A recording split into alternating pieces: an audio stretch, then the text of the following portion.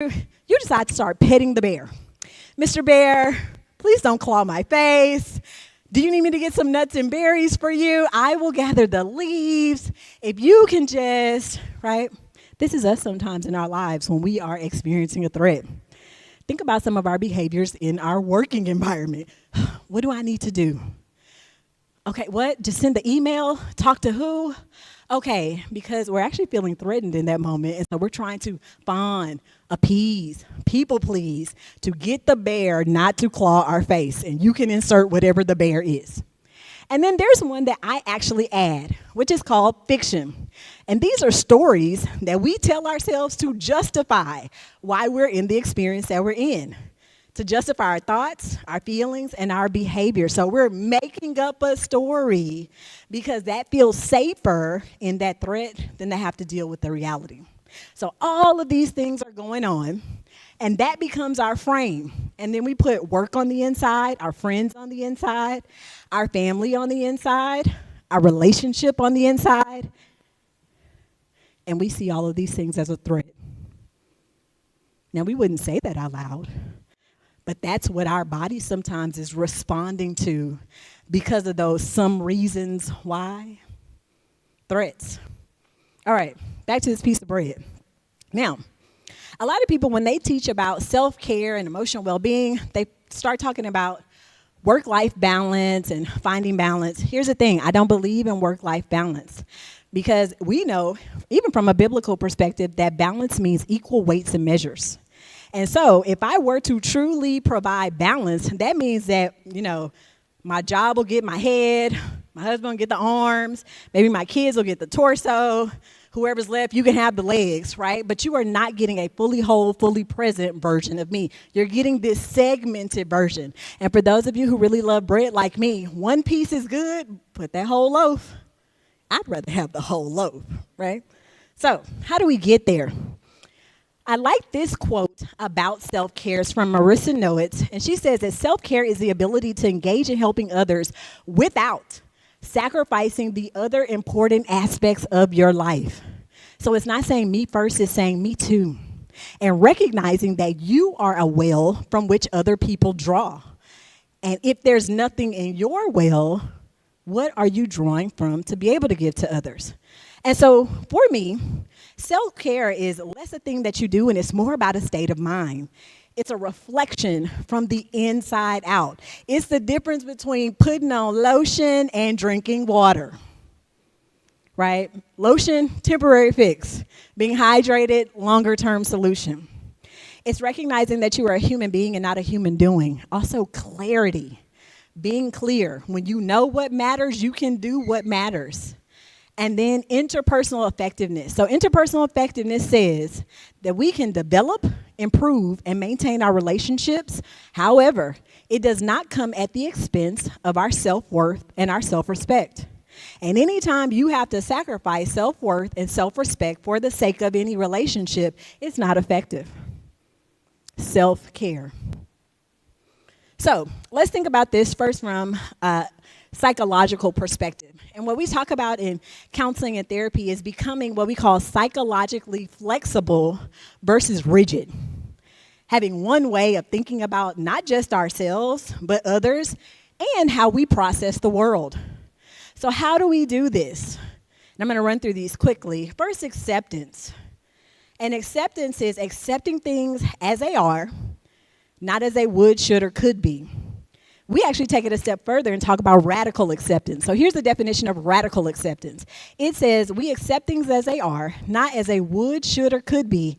Then we figure out what parts we need to change despite the reality we're accepting and because of the reality we're accepting. Next, detaching from your thoughts, not seeing you and your thoughts as one. We think hundreds of thousands of thoughts all day long, and the truth be told, most of them are opinions, even opinions about ourselves, but we hook up with it. Ooh, I failed, I am a failure, I'm failing, that's me, even though that's a thought. And we can unhook or detach ourselves from this thought about how we performed and who we are as a person. Being present, focused in our perspective. There's something in counseling called the time traveler's log. And what it says is that most of us spend a lot of time in the past and we spend a lot of time in the future. But we don't spend very much time in the present. Even though everybody knows that today is May 4th, we're probably somewhere else right now. Future, I need to pick up groceries. I need to figure out my grocery list. Past, oh, I did not do that thing that I needed to do before I left the office on Friday. But not being present, which says, be here with me right now. And we call presence a practice because we really do have to practice being present. It's not something that comes to us naturally. Being in our observing self versus being in our concrete self. And that means observing yourself in relation to a situation or relation to the events of your life and not seeing yourself as stuck in it. And the reason why concrete is the opposite of your observing self, so think about yourself being like cemented in concrete, where you are not able to have a 360-degree view of your life and of yourself. You're only looking one direction. Values clarification. This is where I get back to knowing what matters. If we know what matters, the last one, values, and then you apply it, how much of each thing we need to have, for a healthy diet. These are all of the things that we should be giving attention to. However, in times in our lives where there's a major stressor or something's happening, for instance, your career, that becomes magnified to the exclusion of everything else. And for those of you who have any medical knowledge, what do we know about muscles that are not used? They become what? Weak, atrophied. There we go. That's the word. And these other areas of our lives, when we're not giving them attention, can become atrophied as well. And we wonder, oh my gosh, like I am so focused on my career, and then other certain things, right, start to descend as well. But we're like, this is the most money I've ever made. Nobody in my family has a degree this high. But everything else seems to be falling apart. And it's because it's good for us to focus on our career, but it's not to the exclusion of these other things. So what I would like for you all to think about in each of these areas, and I'm more than happy to share this graphic with Virgil so that he can share it out widely. Think about your dinner plate. Let's make it specific. Let's think about the Thanksgiving plate or the Christmas plate, right? The Memorial Day plate, right? That's coming up. And each of those areas, consider this. What are things that are on this proverbial plate here that are serving you well? What things need to come off? So, for instance, we're talking about food. Physically, what things may be on your plate that are serving you well? Maybe you do get up and walk for 30 minutes a day. But maybe there's something that's not on your plate that should be on your plate.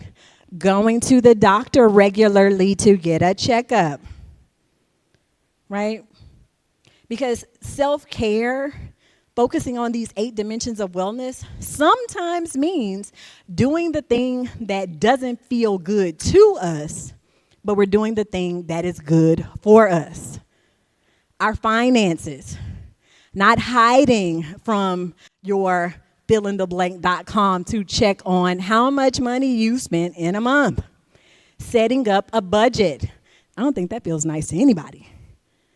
But it is a thing that is good for us. Is this something that's on your plate? Socially, recognizing the fact that we are relational beings. I remind people we serve a relational God. He made us for relationship. He wants to be in relationship with us. And so to act as though we can be absent of relationship, of social connectedness in life is a false narrative. But figuring out, look, who needs to stay on your plate or come onto your plate and who lovingly needs to leave. That's a hard one sometimes. Our environmental wellness. Figuring out, right, not just about having a clean area, but we all, have heard, at least, we won't confess that it's us, about certain individuals that like to drive around their neighborhood 3 or 4 times before they actually pull into the garage and get into the house. Because they've, again, been in a chaotic environment at work, and now they're coming home to another chaotic environment. But assessing what is on your plate that's working well in your environment and what needs to come off. So, when you assess those 8 areas, your frame begins to change. you have the ability to start using affirming statements. Statements that give life. Statements that affirm not only who you are as a person, but who you are in relation to others, in relation to the world. It also allows you to have something that's called flexible preferences. So that goes back to that psychological flexibility. What I like about flexible preferences or psychological flexibility is this. Think about a pencil or even this microphone because it's very rigid. And if I were to hold a pipe cleaner, right? So this microphone right here, I mean, I don't think I could physically do it, but, let's play along. If I were to snap this microphone, it would break, right? But a pipe cleaner that can also take on the semblance of a very linear, straight shape, if I were to bend a pipe cleaner, I can bend a pipe cleaner almost to the point of breaking, but it doesn't.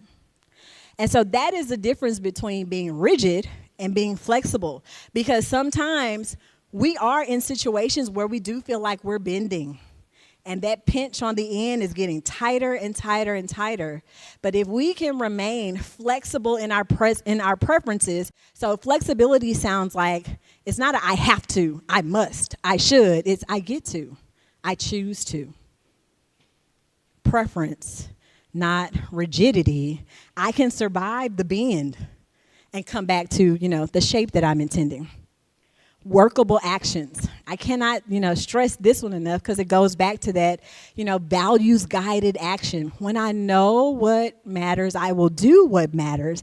But also, it connects back to this flexible preference because in acceptance and commitment therapy, we move away from this idea of things being right, wrong, good, or bad. And we ask, is it working for you? Is it workable? Because some of the things that we're doing, other people may not understand, but it's workable for us. I oddly have to take the long route around the island in our kitchen to get to our refrigerator, even though there's a shorter distance, but that works for me. That works for my brain. My husband does not question it. He thinks it's strange, but he doesn't question it, right? But maybe for somebody else, that's not workable. And so we need to examine the areas of our lives where, look, this is not working. And go back to our values-guided action. And then finally, truth. Truth. I tell people quite often, when we want to be right, we often have to repeat our rightness, saying it over and over and over again. But when I need to tell the truth, I only have to tell the truth once and stand on that truth. And now think about if that's the frame of your world, framing your working situation, framing your friendships, framing your family relationships, framing your intimate partner relationships, the difference maker it makes, right? So that bread did not, magically come back together in its seamless shape, but our lives really do become this, where we can push these things that we've segmented, right, for the sake of keeping up perfection, for the sake of hiding all of those aces and, all of those things I talked about is some of the reasons why. And we work on becoming whole. Now, the reason why I never say whole is because we're always becoming, figuring out how to become. And then we figure it out again, and we figure it out again. So I hope that this presentation has been meaningful for you. We now have about 10 minutes for questions.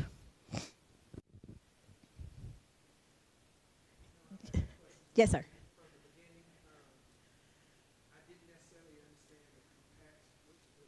Compassion fatigue, yes. So you may have heard of compassion fatigue by other names because sometimes they can be synonymous. So burnout. But there's a whole nother presentation that I give about compassion fatigue. There are some distinguishers, between burnout, which has to do with the actual work, and compassion fatigue, which really has to do with caring. It is when we have run out of the ability to be empathetic, to care about a situation because we're empty on the inside. And I think people really became acquainted with, even if you didn't know the words compassion fatigue, but the idea of it during the height of the pandemic. So compassion fatigue used to historically only be attributed to EMS workers, firefighters, people who worked in, medicine, right? Because you're constantly feeling like you have to give, until we became caregivers at home to our children, our family members who were sick. And then we're also still trying to figure out how to care for ourselves, even if we've even thought about ourselves.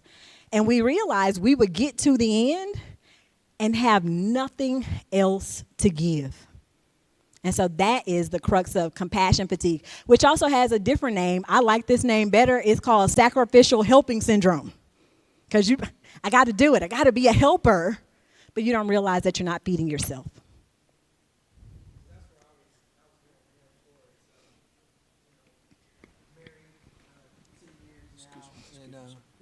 I'm sorry. Oh, okay. Yes, so married 10 years, and I think that's something that my wife and I are running into. We have twin 6-year-old girls. Oh, you are running into it probably. Right. Well, I will confirm. And I might be, but I like what you said earlier when you were saying the Me Too, and just trying to recognize that it doesn't have to be about them. It doesn't have to be about me. It doesn't have to be about you. It's us too. Yes. It's us too. And I know I just want to help. And because sometimes I feel like I'm being selfish, and that's because I look at what's going on in the house. Because I'm not sure. I might be like other fathers. Y'all better not be in that toilet. Y'all better not. Hey, you hear all this going on and you let it go on. Yeah. But as long as they're not hurting themselves or whatever, where my wife is more structured. Right. Hey, let's get them playing a game. Let's leave them alone. Let them watch TV. Yeah. If they want to play a game, Daddy'll play a game. But I know just trying to think of new ways to help and to be involved and to be that father, that husband, and everything that I'm supposed to be. So when I saw that, that's I was listening to everything you said, but that's what I really was like keying. It hit you. Yeah. So look, I want to help you a little bit with a reframe. And when selfishness comes up, call it what it is in terms of you really trying to be a giver and a helper to your family. Inappropriate. Okay. We talk about this too with like a term, inappropriate guilt. Okay. It's like when we feel guilty about something, but that does not fit the facts of the situation. I haven't wronged anyone. I'm not hurting anyone. I don't need to make amends, but that feeling is still there, which is valid. So call it inappropriate because it's inappropriate to that situation. And instead, your reframe is that you are becoming in those moments self-aware. Because here's the truth.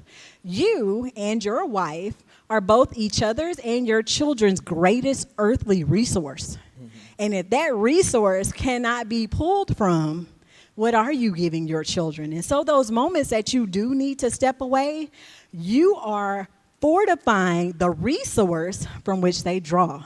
Okay. And if that's selfish, I just don't know. Right? All right. Thank you for that. No, thank you. Other questions? Okay.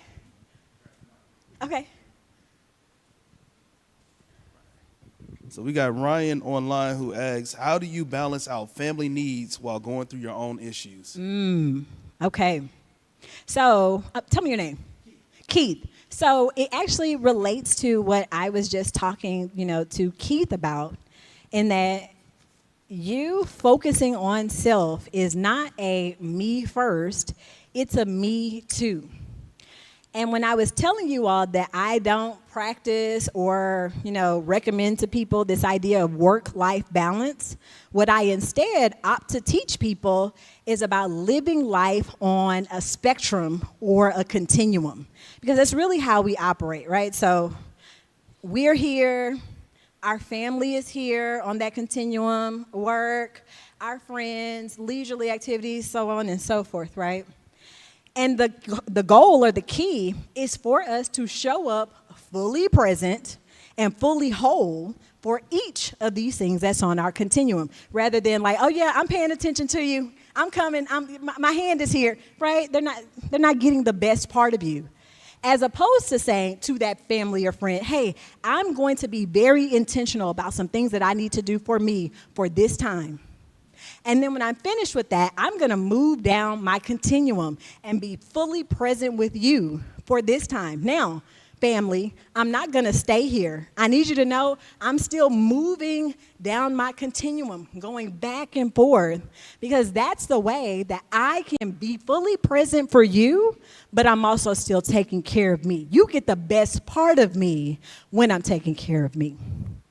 I hope that answers that question. I have another one in the audience here.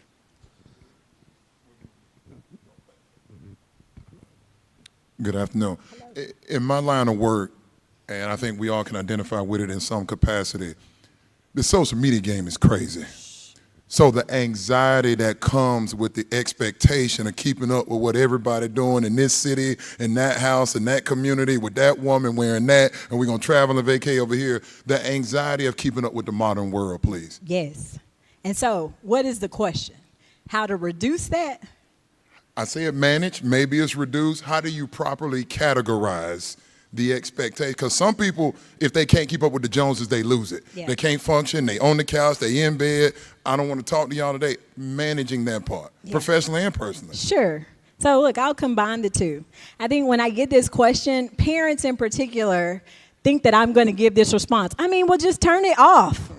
Log out. It is a conscious choice for you to be logged into Facebook and Instagram. Okay. What I say instead is, something that we may have heard in our households. Eat the meat and then spit out the bones. And that actually goes back to values-based decision-making and action.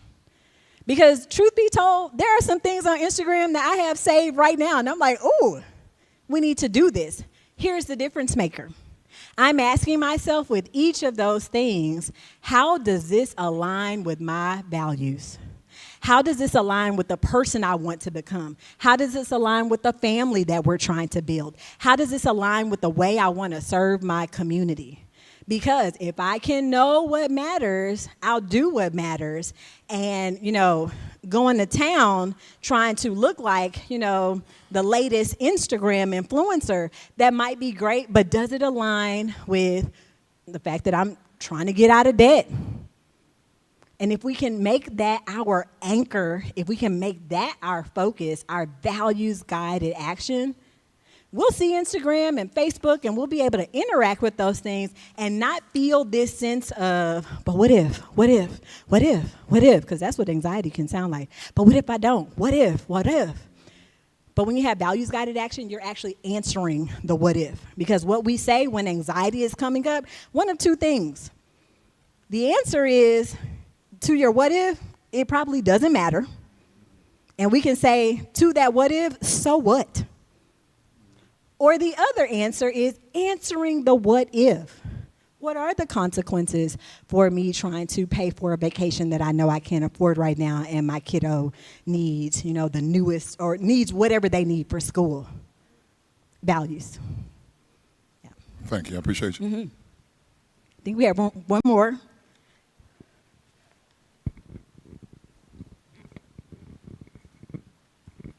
How you doing? Hello. I'm a high school teacher, so God bless you. How do I take these values that you're teaching today and use it for my students who I know suffer from anger and anxiety, so I can help them know hey, same thing you just told him, it doesn't matter. Just keep going. Yeah. Tell me your name. Jeremy Washington. Jeremy, nice to meet you. So look, there's something that I tell people when speaking to me. It sounds like this: speak to me plainly. And that's exactly what you can do with the information that I've shared today back with your students. Speaking to them plainly, acknowledging the fact that, those the some reasons why actually do exist for them, as opposed to diminishing their experience. We know that a lot of our students go home with tons of what ifs. And to acknowledge, hey, let's try to parse out which ones of these are so what, and which ones of these do we actually need to answer. But the key, I believe, when we're speaking to anyone, particularly students, is not to invalidate their experience. Speak to them plainly. I hear you, I see you, and what you're saying to me matters.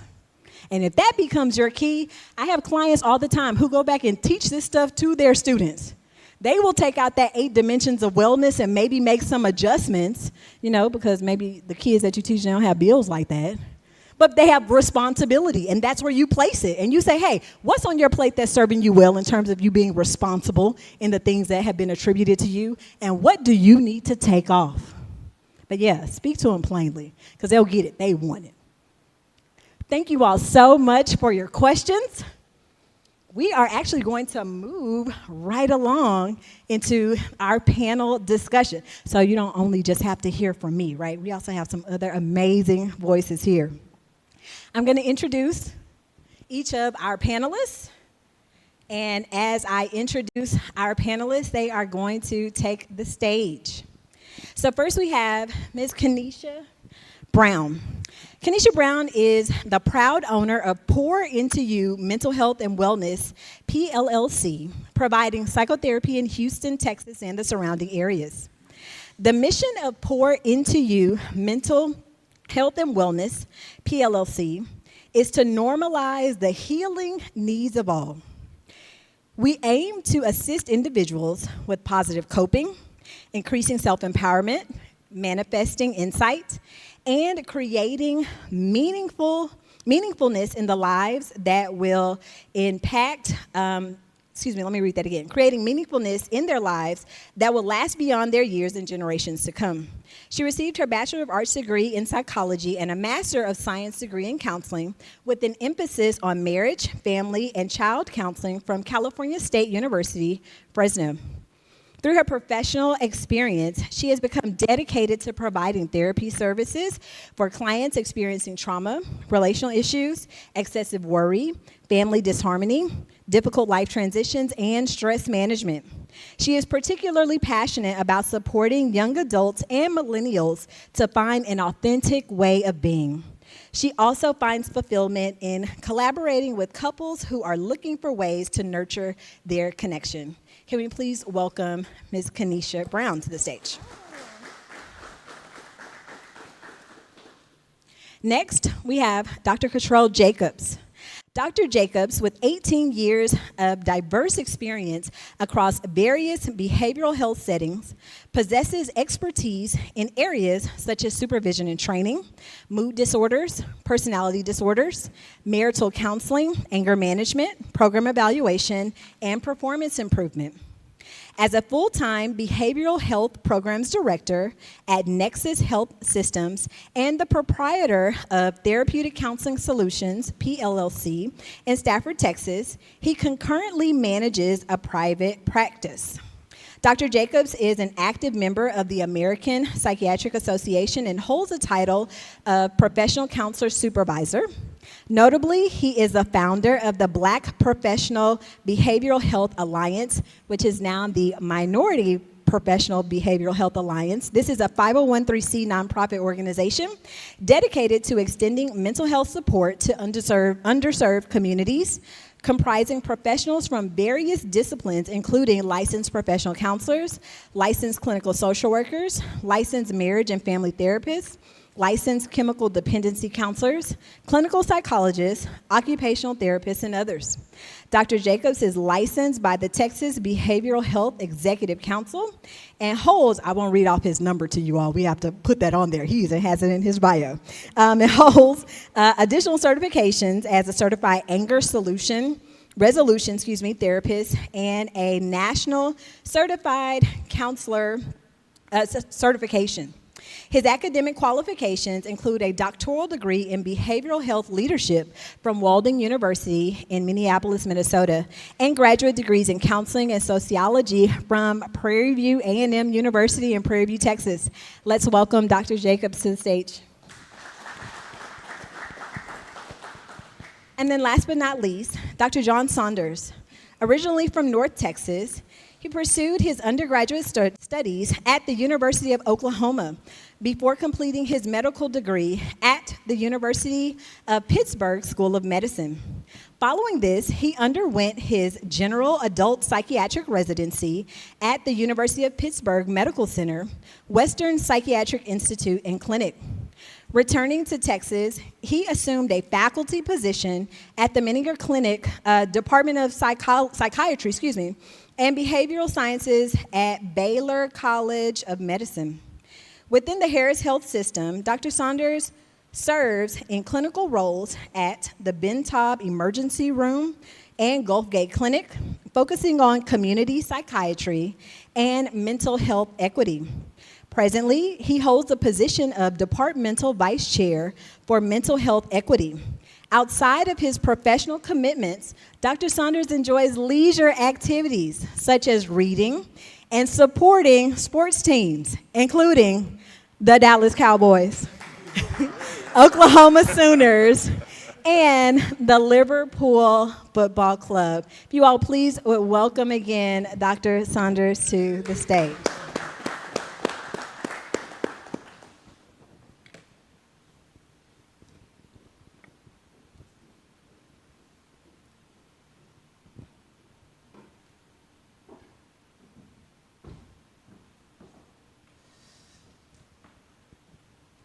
All right, everyone, thank you all again. I know I'm honored to be amongst such esteemed colleagues.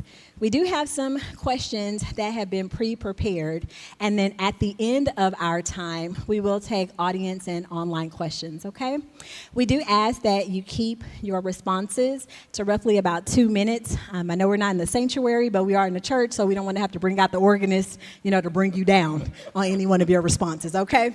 All right, here we go. Our first question says, can you share a personal experience where you navigated through adversity while maintaining a healthy emotional state? What strategies did you employ, and how did your support system play a role? Okay, I guess they say ladies first, right? So I will start us off. As you guys may have seen, I went to school in California, right? Those are my home roots. And I have now been in Houston, Texas, coming up on 5 years, right? So when you see me, right, or hear the accolades, you may think, okay, right, she's made it. What many people do not know is in my transition and relocation, I actually moved like fresh out of school. At that point, I did not have employment set up, and people hear that and they think, what, right? Like that sounds crazy. And it was really a matter of where, of course, I was anxious. Of course, I was fearful. Of course, I was scared.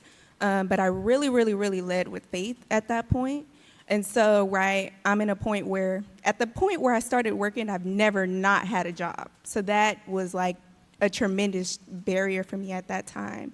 And once I got here and, really felt established, I had to not do it on my own. That was something I was not used to. Asking for help did not, and sometimes still does not come natural to me, guys. This is something I am definitely like rewiring, right, ongoing for many reasons. But as far as the support and really, really being able to be transparent about, right, where I was and where I needed to go, and even if it wasn't a matter of solution, just being able to pivot and brainstorm off of people really, really was helpful. So I would say, right, just as far as being able to speak your truth and also be seen in that truth, valuable, and that only comes from support, because otherwise, right, it's only in your head. And that weight of that could definitely be detrimental. I would say, for me, I've been very fortunate. An example. Thank you. An example I come back to, because I use this when I'm talking to some of our learners, is when I initially went to school, I went to school to be an MD PhD, and found that during the PhD part of my training, I was struggling and not doing well, and had to make a decision about, is this something that I wanted to pursue? And it is, I think, brings you back to your values and what does it mean. But if you've had success in a particular realm all of your life and you face failure, what does that mean? And how do you define what that is? And sometimes that can keep us from pursuing opportunities, this fear of failure, and what does it mean if I don't achieve everything that I had set out for myself? And so I was fortunate enough to rely on a support system of my parents and of professors who were helpful, and reframe what that was consistent with my goals of being a clinician. But understanding that we are going to suffer adversity, and failure in one realm does not define you as a failure. For me, I think dealing with grief was an adversity issue for me. On Friday, May 28, 2021, my dad transitioned, and I'm originally from Arkansas, so I had to go home, trying to be there strong, supporting my sisters at that time and my mom. So we buried him the next Friday, which was June 4th. I came back to Houston that Sunday. Monday morning, I get a call from my brother-in-law. I knew something was odd. He's a little shaky, voice a little quivering, and my older sister transitioned. So I had to turn around and go right back home. And I'm thinking about the emotions I'm going through with my mom. You bury your spouse of 60 years on Friday, and on Monday, your firstborn transitions. So trying to be there, be strong for them. And me being obviously a therapist, trying to help them as much as I can. So I come back to Houston. I don't have any relatives here. Well, I'm sorry, I have one older relative here. We communicate every now and again. So I'm like, okay, who's my support system? But fortunately, I have a friendship of brotherhood who they reached out, supported me during that time frame. I had to do what I teach therapists, teach my clients, in terms of what's called open chair technique. Open chair are variations of it. You write a letter to the person, letting them know you miss them, wish you were still here. It's a way of purging your emotions. And once you do that, there's no time limit. You can do it multiple times. There's no limit on the amount of grief you go through. So, hey, it's been 3 months. You should be past this now. Do it as often as you need to. And again, having a support system to help you process those emotions, as well as making a collage, kind of paying homage to the person, as well as, again, open chair. That was my way of getting through that difficult time. So. Thank you all so much for those responses. I'm not sure if you all were able to hear the common thread. Dr. Saunders picked up on it, which is the reframe. Kanisha talking about reframing what it meant to be okay with receiving support. And Dr. Saunders talking about the reframe of what it might mean to fail in a situation, but that does not mean you are a failure. And then also Dr. Jacobs reconceptualizing or reframing what the grieving experience can look like, realizing that we can have closure with open chair without having that physical person with us, to be able to receive what we need. So thank you for those responses. What role do activities like mindfulness, meditation, and or play therapy have in your self-care routine? How have these practices help you navigate challenges and maintain emotional balance? I would first and foremost start off with I am a therapist who periodically also goes to therapy. I am a firm believer in healers also need healing, right? And healing is the sense of continuum, right? I'm never gonna say that I'm to the point, right, and I'm there. So I pick up on that as needed, of course, and I also encourage that for my clients, right? They may come in, especially first time, therapy goers of, that idea of, okay, how do I know?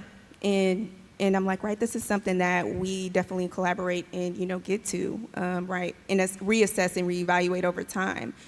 But that is such a huge part in me being present as well for my clients, right? And if I can't do that, I can't be in the role that I am. So it's very valuable just to know that, right? And also feel confident to share that. I would say mindfulness is something that I try to cultivate on a daily basis if I can, recognizing that there are a million things that each of us have to do at any moment, but trying to be centered in that moment.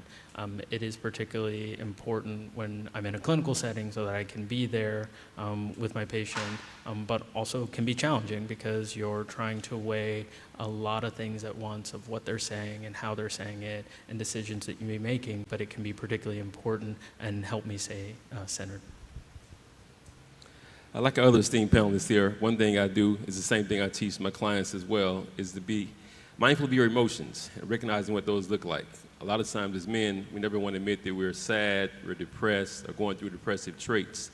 But sometimes we're dealing with life and psychosocial stresses. It comes out as anger, frustration, but really sitting down, being honest with yourself.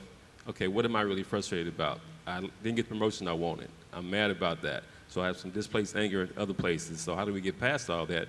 For me, I like to decompress by working out. I think when you release, when you work out, you have endorphins released in your brain, the sense of, okay, wow, I feel better now, and do it again the next day. Of course, I encourage healthy lifestyles as far as eating, working out, and also when you need to, take time to sit down and do some deep breaths.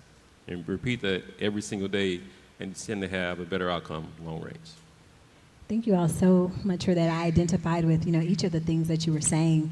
In my practice, I define mindfulness as minding your business.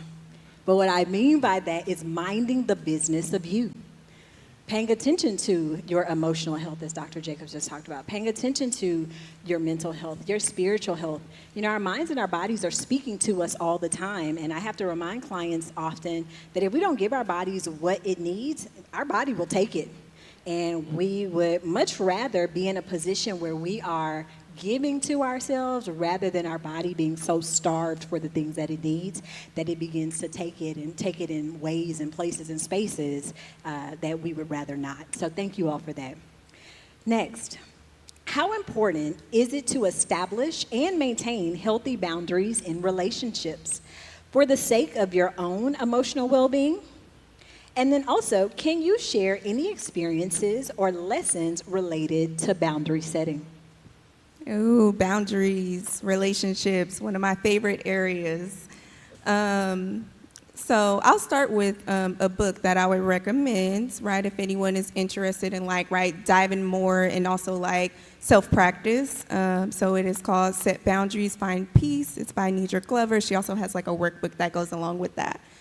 One of the key things though that stands out to me, and also this is through life experience, also through witnessing, right? Many people set or not set boundaries is you either set them or you suffer the consequences for not.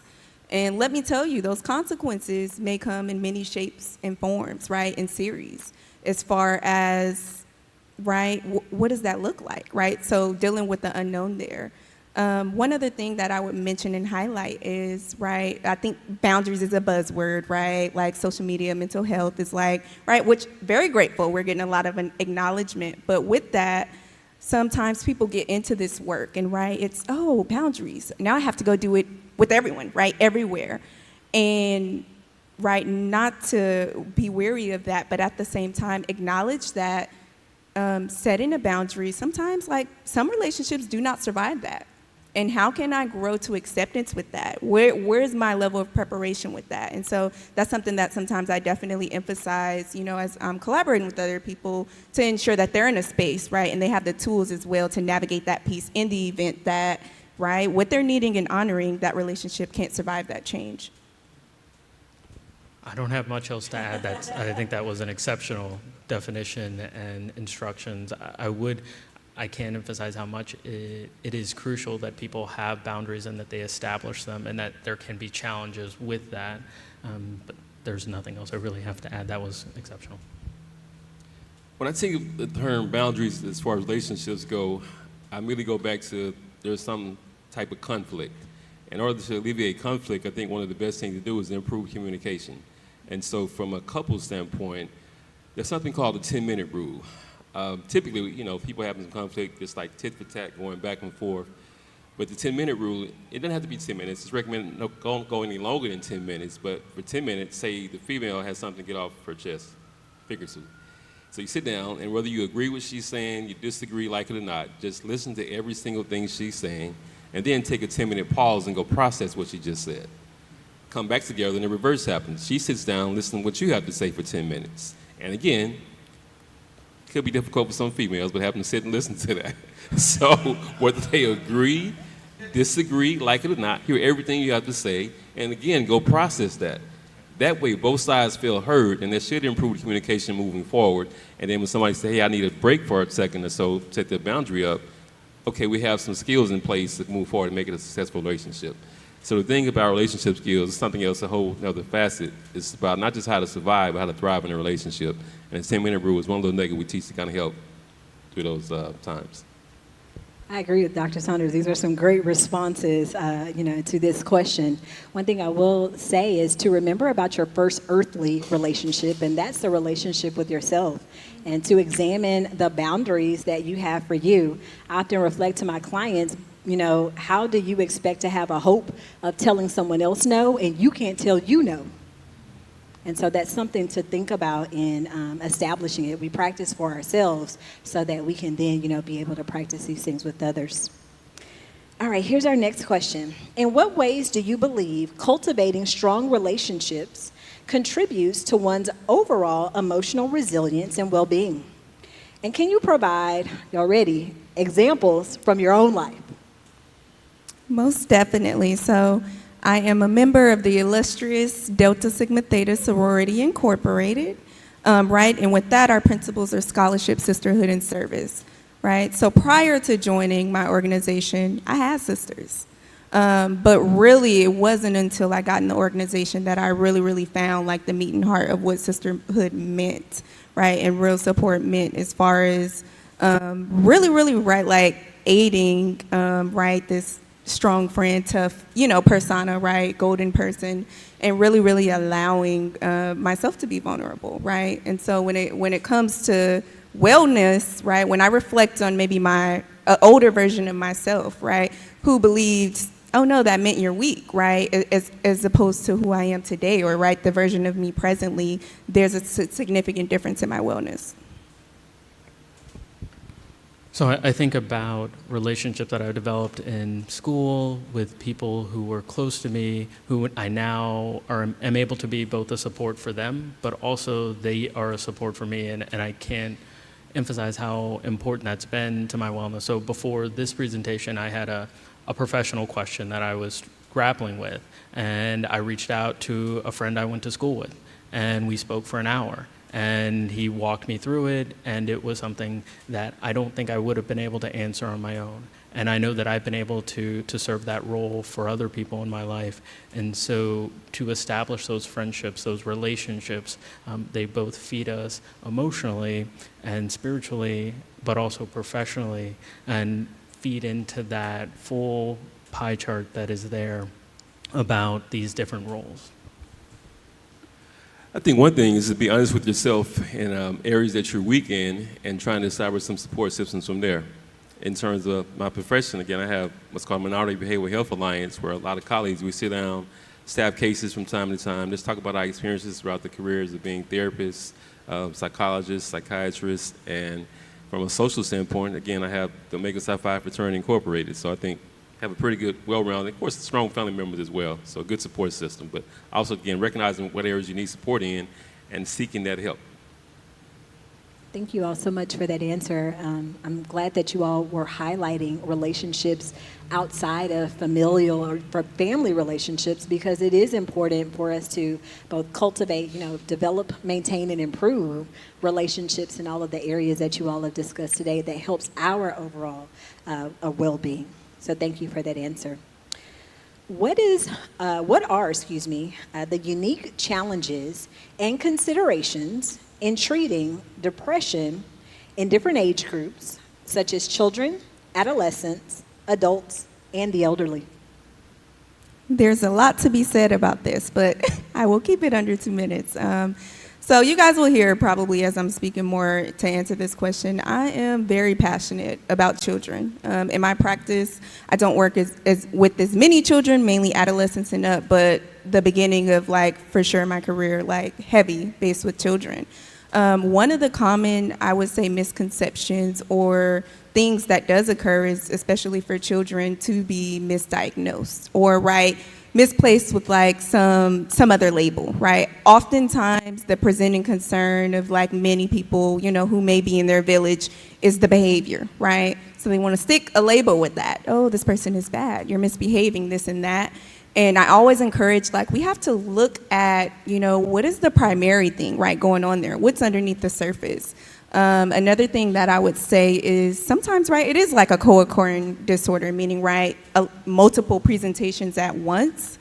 And lastly, I would say ensuring that, you're looking at the whole system because, we have something what's called in our field the identified patient, meaning, we look at a situation and we've already determined who's the problem or what the problem is when really this is a system functioning. Right, so especially working with children, a requirement, at least for me, if we're going to be collaborating, is not just this child, but this whole family, Where's the caregiver and the importance of that? Because what also I'm teaching them, will not fix them. I'm not a magic wand, and so I really emphasize some of those things. I would say it's understanding what the specific problem is, what they're noticing in that moment, but also recognizing that there are normal human emotions involved. And by that I mean sometimes people will be referred to me as a psychiatrist because they're dealing with these psychosocial stressors. They're dealing with elements of sadness. And I'm being asked as a clinician to give them a diagnosis of depression when that may not be accurate. And so taking the time to understand what is going on and how it is affecting them, that becomes crucial, because that's one of the primary elements when we're thinking about an actual diagnosis of depression as opposed to sadness that we might be feeling. We have a medical system that isn't really designed for our emotional health in a lot of ways, and so we may be talking to our doctor, we may be dealing with a lot of things, and we may start crying, we may get sad. And our doctor, wanting to help, may say, well, you need to talk to a psychiatrist. That may or may not be the case, and when you talk to a psychiatrist, they may be able to help you understand and help you process what's actually going on versus that diagnosis. I'll say clinically, those populations are so very different that I may be thinking about something very specific if I'm seeing a child with depression versus an adult versus an older person. As a psychiatrist, I think about medications and what roles medications may need to play in this person's health. And so the questions that I may ask for an older person who I might be thinking about starting medications versus someone who's in middle age versus a child are going to be very, very different. I think a big key for this is education. As younger kids, they can't really articulate what they're going through emotion-wise. So it could be they're stressed out, but they could be sad. It comes out as behavior. Typically, there's something ABC when it comes to kids. There's an antecedent, there's a behavior, in most cases a consequence. So what perceives the behavior in terms of what made this child have a reaction to a certain thing?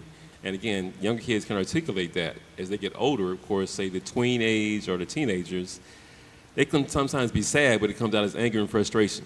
They didn't get a chance to do something they wanted to do. They lost a loved one, a close friend, so they're sad, but again, it comes out as anger or anxiety. Of course, as we get older, we can also articulate our feelings a little better as adults and older people. So, but again, being honest, recognizing what those feelings are.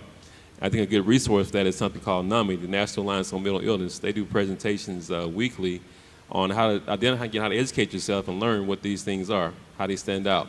And a lot of times over my professional career, I've had parents or other family members go and hear a presentation like, wow, I didn't know I contributed to something or I helped in a certain way.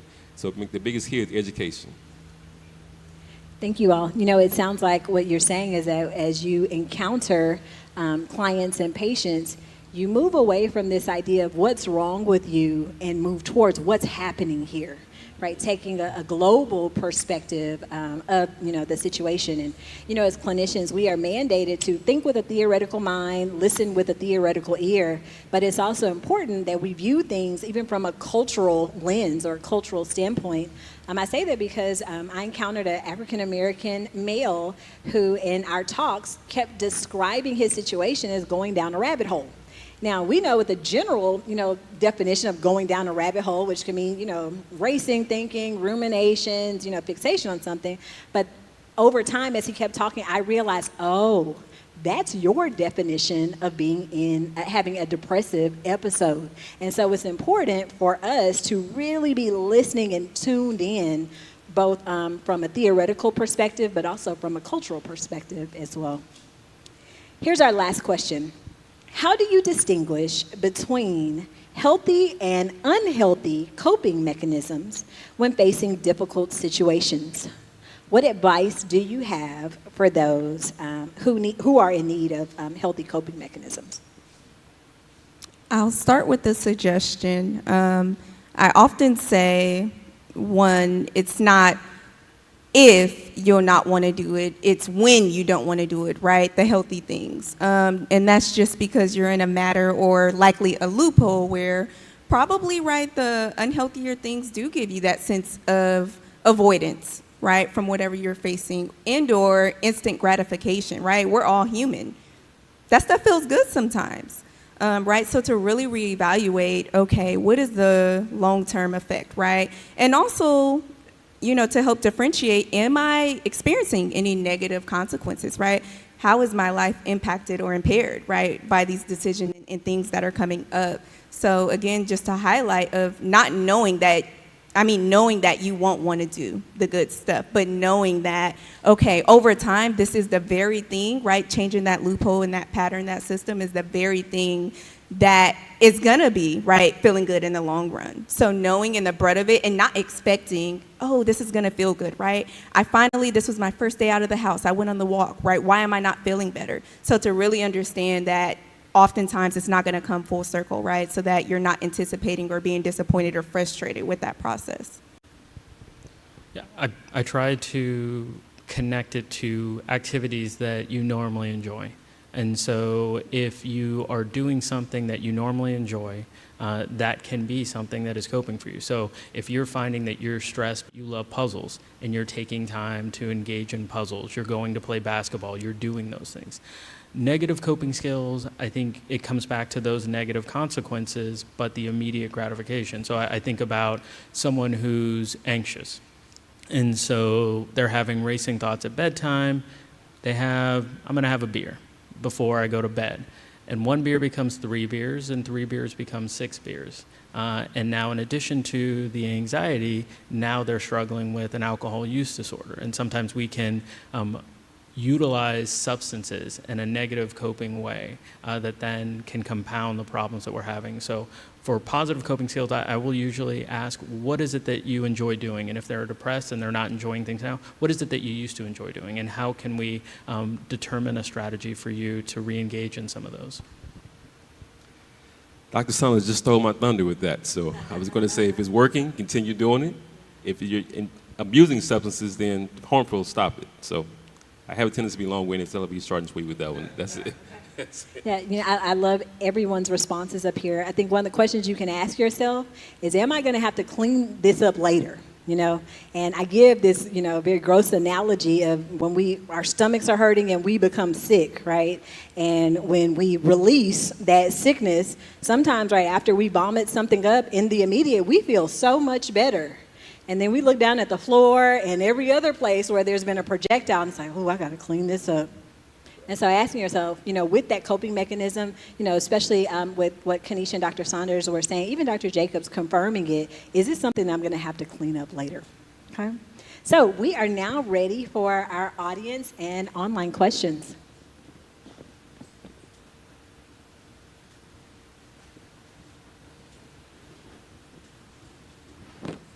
I have 2 online questions here. First question from Markeisha Roshan. How do adult children of emotionally immature parents set boundaries without the feeling of guilt when taking time for themselves? Love them from afar. I'm joking with that. Have, as best as possible in a respectful manner, talk to parents about how they come across to you. I'm at the age where, as we grew up, most parents tend to parent the way they were parented. So it's almost like you're going to do as I say, whether it's right or wrong, because I'm your parent and I said so. As we transitioned, gotten older, realizing that's not always the best thing. So in a respectful way, you can disagree and try to do things as you would. There's actually a book, and you could probably just put it in Google or Amazon, Adult Children of Emotionally Immature Parents. The author isn't coming to mind, but that is a great read, very on cue for, it sounds like, what this person may be experiencing. But one thing that I would highlight and say is that probably, right, reevaluating, right, the interactions, right? And for some people that looks very different. For some people, people will ask, is it wrong to cut off, right, my parent, my mom, my dad, my family, or, right, should I feel bad about that? And that is a personal decision, right? As far as if I know that for whatever reason our interactions are harmful, right, I can decide that I never not want my mom in my life, but there's maybe a different level that I can tolerate that. So, right, reevaluating the interactions as needed, but I really do recommend that book. Our next question we have from Taylor Williams. How can one effectively prioritize their emotional well-being and self-care when confronted with the challenge and family and friends consistently disregarding their established boundaries after shifting the point on themselves instead, shifting the point on themselves instead? I can start. So I would say as far as when you are getting pushback or challenged, right, that is kind of one of the typical responses, especially if you are introducing like a new version or a new assertive style, right, that someone's not used to. So one part of it is, of course, having patience with the process because it's not an overnight thing. Same as it isn't for you, it's not for that other party. But also one thing I would highlight is also asking self, have I verbalized this, right? Have I clearly stated what I need? Sometimes we do things passive aggressively and we may think, right, you should get it. Why do I have to tell you, right? It's better if I don't have to say it. But you're also accountable for verbalizing what you need, and sometimes our boundaries are unspoken and not spoken directly. So definitely considering that.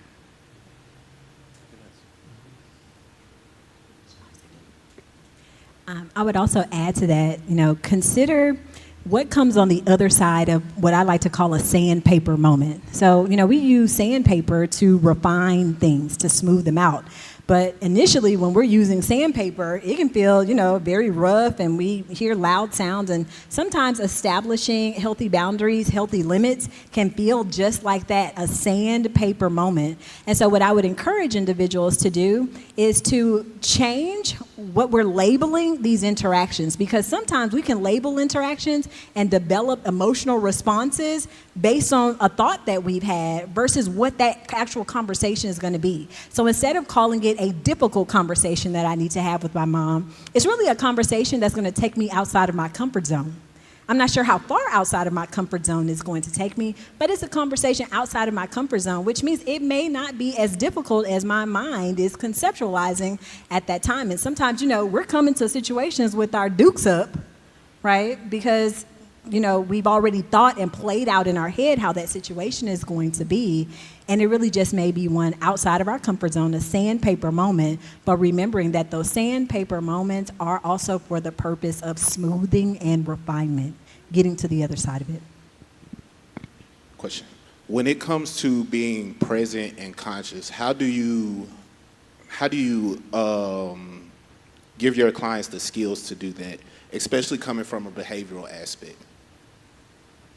Again, I think the first thing is develop a good rapport. And doing intake, try to get to them, hey, everything you disclose is going to remain confidential. I can't share any of this information unless they say they want to harm themselves or someone else. And get them to really be honest about, hey, this is a judgment-free zone. I need you to open up. So the goal is to help you get to another place. Again, solution-oriented. So one of the things I try to do is talk about the phases of therapy as we go through. It's going to be deep-rooted cognitive behavior therapy initially, kind of get to our CBT. Most of us are trained in CBT. Is therapy to correct distorted thinking. Like there's a situation that happens, there's an automatic thought. That thought sends some core beliefs, things you learned when you were younger, even to adulthood, you learn directly, indirectly. There's an emotion tied to that, and there's some kind of reaction. So if that core belief comes to some place kind of distorted, quite naturally, the emotion tied to that and the reaction is going to be misaligned. So let's go through that and kind of see, there's a form called cognitive distortion. Let's go through this and see if any of these things you can resonate with, and if so, let's start changing the mindset. And then from there, we kind of build from that standpoint.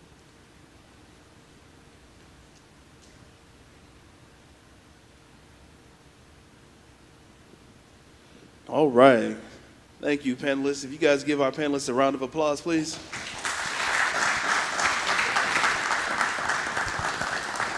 Thank you so much for joining us today.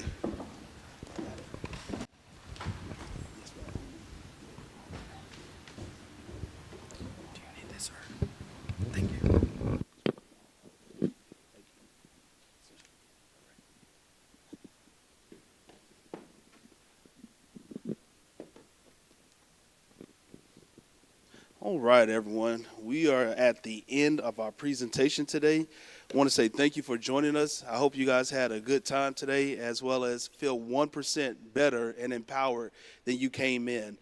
For those joining us online, if you would, please scan the QR code as well as in person. Scan the QR code and complete the survey online. If you need a paper survey, if you'll raise your hand and we'll bring those surveys around to you. The surveys actually help us monitor the program, the evaluation of how we're presenting the information, as well as what you want to hear from us. So it's very important that you all fill out those surveys. For our CHWs online, if you would, please complete the survey online so that you can get your CHW credit as well as the program evaluation. And before we conclude, I want to go over a couple of upcoming events that we have. One very special event, or a very important event, I'll say, is our breast cancer discussion. Is screening mammogram a painful experience? And one of the discussion topics is to discuss the barriers to women getting their breast checked and having annual mammograms. So that'll be online on Thursday, May 16th from 12 p.m. to 1 p.m. Again, as you scan the QR code or if you click on the link, you will see a list of our events for the duration of the year. Okay. Next, we also have upcoming events in June and July. So on June 27th, we'll be going over our technology, artificial intelligence, and data in healthcare. And you guys wouldn't believe how technology is changing the field of healthcare. So artificial intelligence is extremely important, and this conference should be something that I will hope that everyone will be interested in because of our lives are now transitioning over to the field of technology. So it's really, really important, So that'll be June 27th. 10 a.m. to 2 p.m. The location is going to be Texas Southern University at the Public Affairs Building. Again, scan the QR code, check the link, as well as go on our website, and you'll find more information about it. And then in July, we'll have our immunization, health education, and outreach, another major event, because one of the big takeaways from it is that we're going to have a lot of giveaways for a back-to-school event. So immunizations are extremely important for our children. So we'll have a discussion on that. That'll be July 27th at Powerhouse Church in Katy, Texas, from 8 a.m. to 2 p.m. So we'd love to see you out there as well. So the Community Engagement Corps, again, we host these monthly health education events and outreach activities every month. We are starting our next year, or our new year, June 2024 through May 25, and we already have our topics of discussion already laid out for you. Again, that information is on our website. Scan the QR code, you'll find it there. I just want to place emphasis and actually just go over each month just to kind of give you an idea of what we will be discussing. So starting in June is going to be what I just mentioned before, the technology and artificial intelligence. July will be immunization awareness, followed by August, which is healthcare navigation guide. Very, very important, navigating the healthcare system. So understanding insurance, co-pays, things of that nature. September, we're going to be going over prostate cancer. October is one of our big signature events, Roar Against Breast Cancer, which will be held at TSU.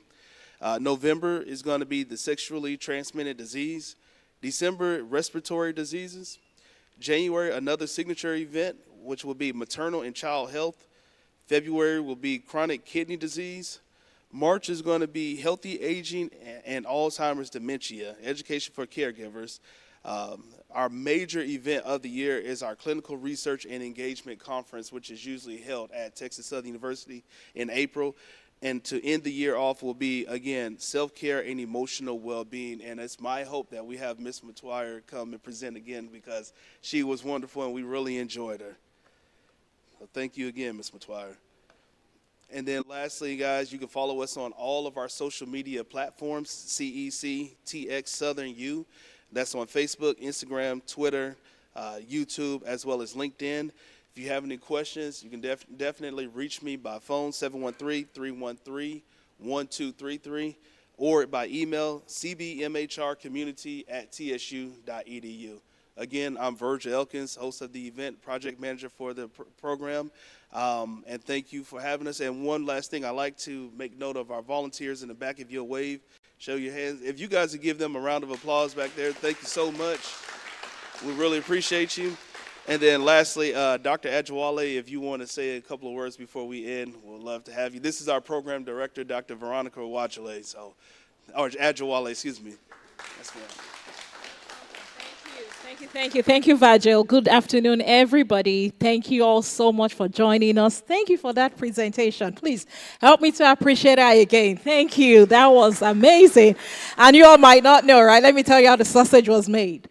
We had a speaker that was confirmed, but then something came up. She couldn't make it, and we reached out, and she did that in 48 hours. I mean, thank you. We really appreciate you. Thank you to all the panelists.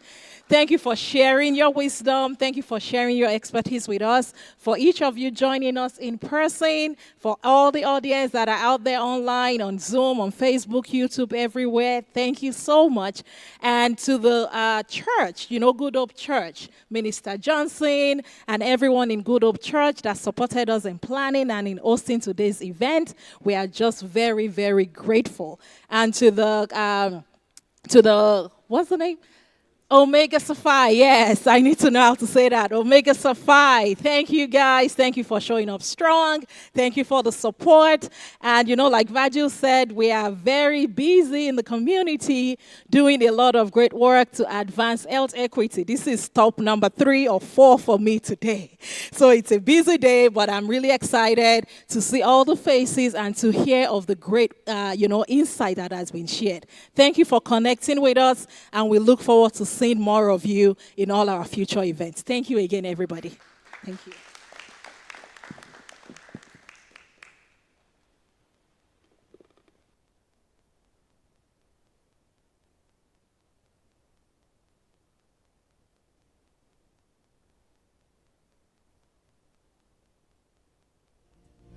Give us faith, so we'll be for joining us today. I am certain that you have received a lot of great information that you have received. We have been able to answer your questions. Information. If you have we have been able to answer your questions, feel free to send those to us. If you have and continue to follow us, feel free to send us social media and continue to follow us on all our social media. Southern Youth, and we want to say a big thank you to the founder of our program, to our sponsors, to the founder our exhibitors, to our sponsors, our volunteers, to all the staff members, to the faculty and the leadership of Texas Southern University. Thank you so much for supporting our program today, and most importantly, to each of you, our community members. Thank you for joining us in person and online. Thank you for joining us today's program a success and online. We want to be sure that today's program just does not end here. We want to be sure that continue to engage with us on our social media platforms. Continue to engage with us on our social media platforms.